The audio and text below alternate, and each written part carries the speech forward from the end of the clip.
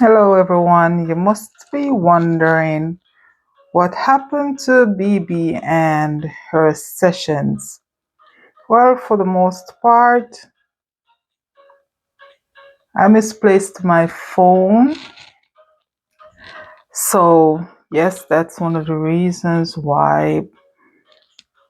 But now I got a new phone. The number is the same. So, yeah. Um, I have viewers reaching out. They're watching the sessions and some of them don't even know who is BB. Right, so I have all these questions. I'm not sure I can answer all these questions in this session. If not, I'll do a follow-up or a part two to answer all these questions. So, welcome to the session, and I'll be just going through a couple of these questions. I'll just answer a couple of these questions for now. And then, like I said, I might do a part two too, because I don't think I can answer all these questions in just one session. So I'll just go ahead and answer what I can answer in this segment. And there are a couple questions here that I'm going to decline. For the most part, because they're personal, and with all due respect, no, I won't be able to answer all these questions. So let's kick it off and see. The first question is, where did you grow up, and did that affect who I became? All right, I grew up in Jamaica. I was born and bred in Jamaica. I'm an island girl. So, yes, I was born in Jamaica, in Clarendon to be exact. Those of you who knows the parish. And the second part of the question is, did it affect who I became? I would say yes. Growing up in Jamaica definitely affect who I became, even today. In that I grew up with my grandparents, uncles, aunts, and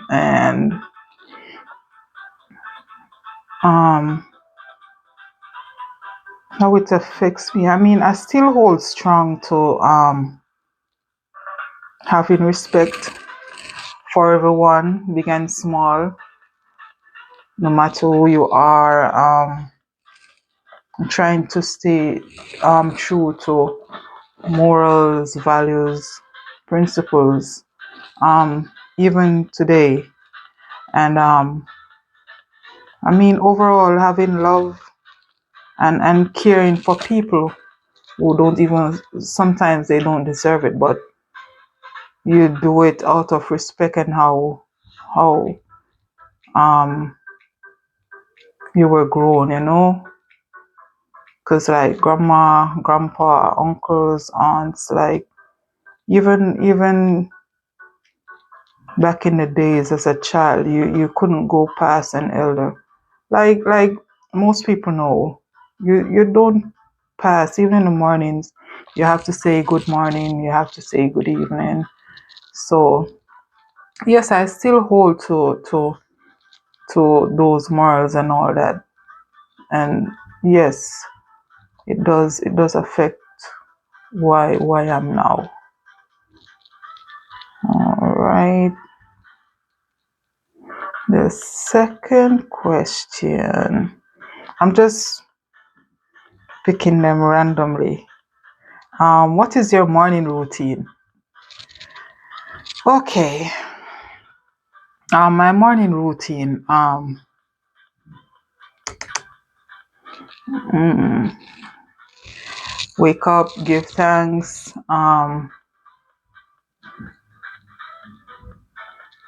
Getting a cup of coffee. Um, or maybe having something to eat. Have some fruits. Mm, um, take my soursop bitters and my shilajit, of course, which I'll link again in the description. And basically just getting out to work. I have other things that I do, but yeah, um, just getting out to work, plan on having a good day at work, and then do the same thing the next morning. Um, for weekends, that's a whole different thing. I sleep in late Saturday mornings, sleeping late. Um, I'll get up, do the laundry, do breakfast, something, and I cook on the weekends. Like I cook mostly on weekends, like when I do have time. So basically, that's my morning routine. All right, the next question is, what's your favorite funny story to tell? Um, my favorite funny story. Um, I have a couple, but the one that comes to mind now is, it was when we were kids. All right, we went to this what you would probably call a reservoir. Um, at the time we had a farm. We had a farm where we went and we would reap food to take back home. It was in the summer. Um, we got back home. Me, my brother, my sister, and a couple other kids from the community. There, we didn't have any water home, so we decided to go to the reservoir.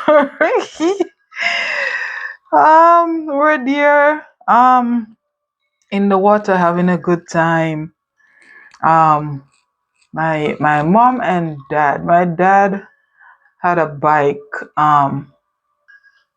I remember he had a bike. It was a Interceptor 500. When you hear that bike, you know it's him coming. So um, I heard the bike, and I said to my brother, "That sounds like dad." So sure enough, it was him.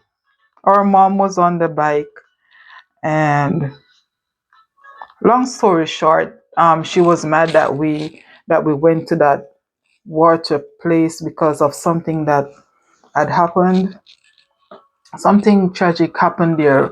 We didn't know, and then for the mere fact it happened there, and we were in the same spot that the tragedy happened.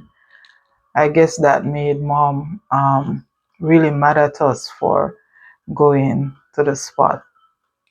Anyway, we went home, and she she gave us a proper beating.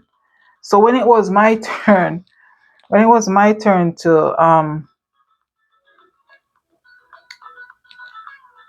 to get the beating, I held on to the strap, and she was like, I mean, the whole community, like, not really the whole community, but people came out, and it was a scene. And I was so ashamed. Like, she was beating me. I held on to this to the strap, and you know, she gave me one box, like maybe for a day, maybe for a whole day. The rest of that evening and the other day, her fingerprints were in my cheek, and like, you know how kids are, they'd be fat cheeks. Like, my jaw was swollen. And disclaimer, not child abuse, people. That wasn't child abuse. It was just us being scolded for you know. But I find it funny. Like, when I look back, I would die laughing, cause like, yeah, yeah. Um. Okay. Next question. Um.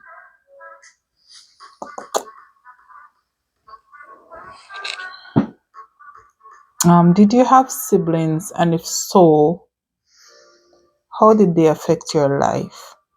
Yes, I do have siblings. Um, I'm a first child, so yes, I learned to be responsible at an early age, seeing that I have to help with them, um, giving them baths, and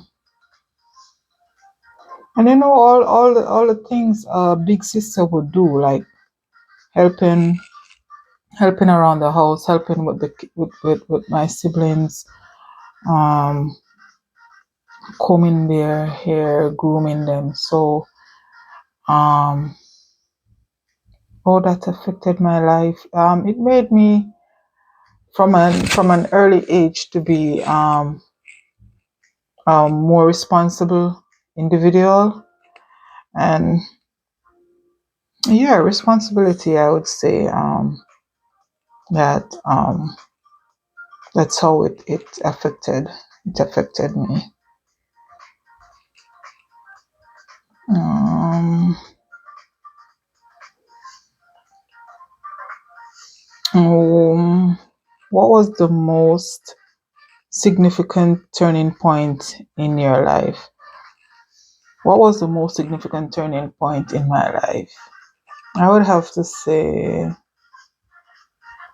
um having kids, like having my first child. There was a lot of things that I used to do that I chose not to do anymore. Um I went out less. I did less shopping, because I worked harder, of course, because now you have a human being, or you have human beings that you are responsible for, and so you have to make sacrifices. um you'd see things and you know you'd need things, and then you'll go without, because you know you have to provide for um your kids. So yeah. um so it basically made me um I was now at the back burner, because I have to put them first. Even now they're grown, and even my first child, she has a daughter of her own, and even now, like, I would hold back for myself to make sure that they're comfortable, they're okay, they're happy, and all that. Yeah.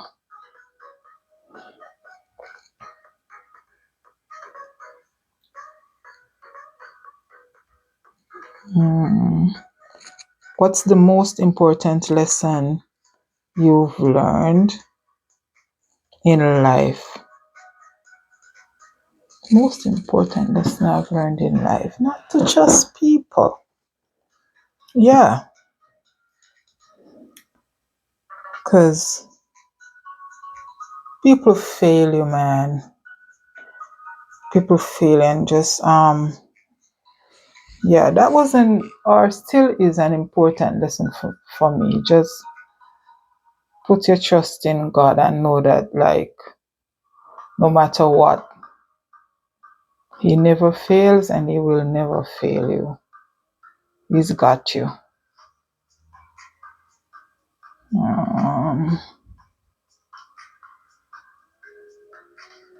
what keeps me up at night? What keeps you up at night? Prayer.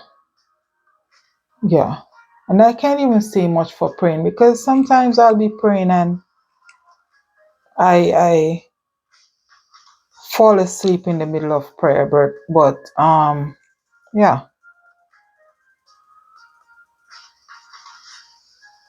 For now, other stuff used to keep me up. Like, I used to worry and I used to be anxious about everyday life, bills, all that, but I've grown from that now. I've grown from that, and I just have my one-on-one with my creator, Yeah, that's what I can say keep me up at nights. Um, how did you meet your significant other? How did I meet my significant other? Class of 1995, Kempsville High School, big up yourself. All right. How I met him, I can't remember now, but it was in high school, and that is a whole new story. That is another story. But yeah, um, this is my high school sweetheart, and 6 years being married. So yeah, big up hubby. Um,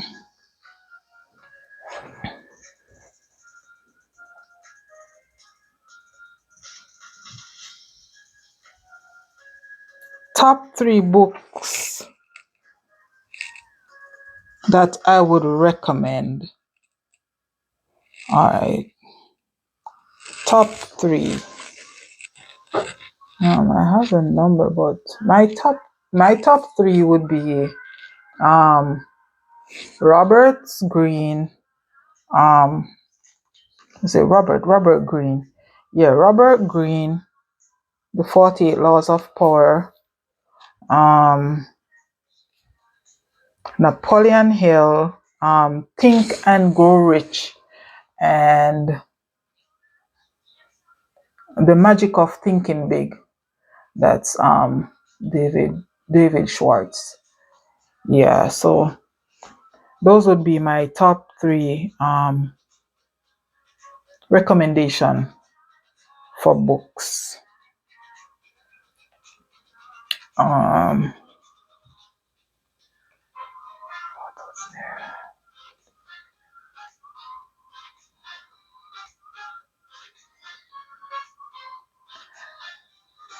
okay, for now,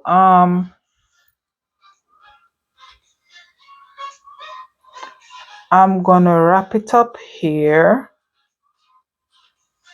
and then we'll do the rest of questions in another session. And Like I said, if you have a story or an experience you want to share, you can give the session a call at 774-239-1708. Cheers to your Friday evening. Enjoy your weekend, and I will see you in the next one. Bye.